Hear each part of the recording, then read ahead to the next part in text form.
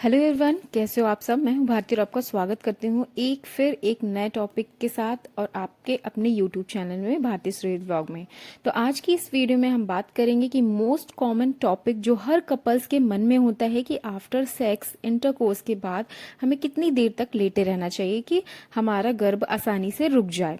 तो जिन कपल्स को बड़ी ही आसानी से गर्भ रुक जाता है तो उनको कोई दिक्कत नहीं होती है, मगर जब जिस कपल्स को आसानी से गर्भ नहीं रुक पाता है और कंसीविंग करने में बहुत सारी प्रॉब्लम और दिक्कतें का सामना करना पड़ता है, तो हमारे फ्रेंड्स या रिलेटिव हमें बहुत सारी सलाह देते हैं कंसीव करने के लिए हमें क्या करना चाहिए, कितनी देर तक लेटे रहना चाहिए, ऐसी कौन सी पोजीशंस होती है जिसको ट्राई करने से उनका गर्भ आसानी से रुक जाए। तो इस वीडियो में हम बात करेंगे कि हमें कितनी देर लेटे रहना चाहिए आफ्टर सेक्स के बाद।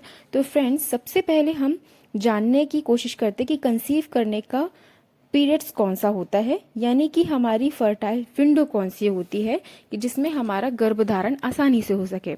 तो महिला के रिप्रोडक्टिव सिस्टम यानी कि गर्भाशय में 2 ओवरीज होती हैं और 2 ओवरीज के साथ 2 फैलोपियन ट्यूब्स होती हैं गर्भाशय से जो जुड़ी होती हैं।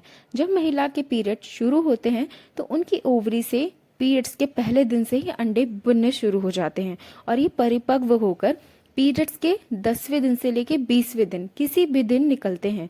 और अंडे कब निकलते हैं यह आपकी पीरियड साइकिल पर निर्भर करता है। आपकी पीरियड साइकिल 28 डे की हो सकती है, 35 डे की हो सकती है या फिर 45 डे की होती है, ये पीरियड साइकिल पर निर्भर करता है।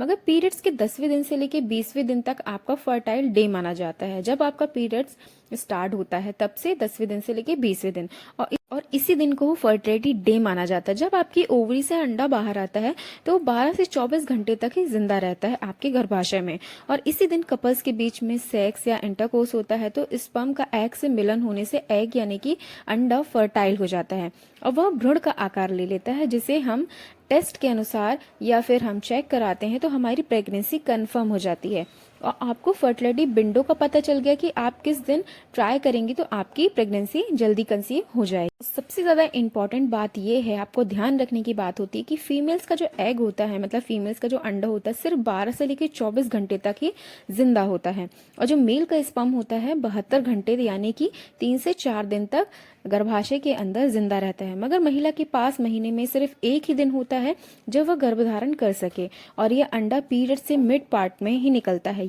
यानी कि महीने में 30 दिन होते हैं। मान लीजिए कि 1 तारीख को पीरियड शुरू हुआ और 5वें दिन तक आपका पीरियड खत्म होता है और 10वें दिन से आपका फर्टाइल डे शुरू हो जाता है। अब आप एक दिन छोड़कर एक दिन कंटिन्यूस सेक्स करते हैं तो प्रेगनेंसी जल्दी कंफर्म हो जाती है।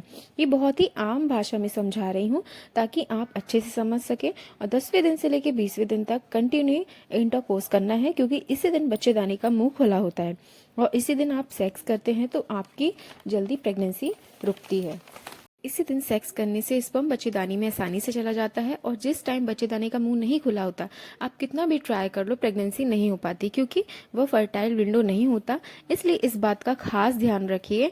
और आफ्टर सेक्स के लिए कितनी देर तक लेटे रहना चाहिए, तो जब भी रिलेशनशिप बनता है, जब भी इंटरकोर्स होता है आपके बीच में, तो ज़्यादा से ज़्यादा मिशनरी पोज में ही रिलेशनशिप बनाने की कोशिश करिए और सेक्स के बाद आपको आधा घंटा लेटे रहना है, जिससे कि महिला के लिए बहुत ही ज़्यादा ज़रूरी होता है और आपको 15 से 20 मिनट तक महिला अपने बेड पर लेटे रहें।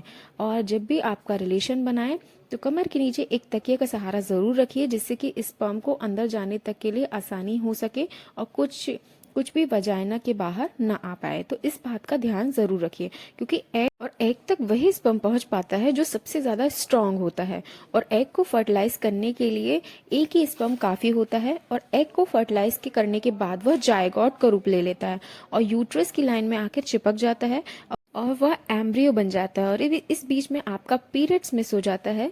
जब आप भी चेक करते हैं किट्स के द्वारा तो रिजल्ट आपका पॉजिटिव आता है और आपकी प्रेगनेंसी उसी मंथ कंफर्म हो जाती है।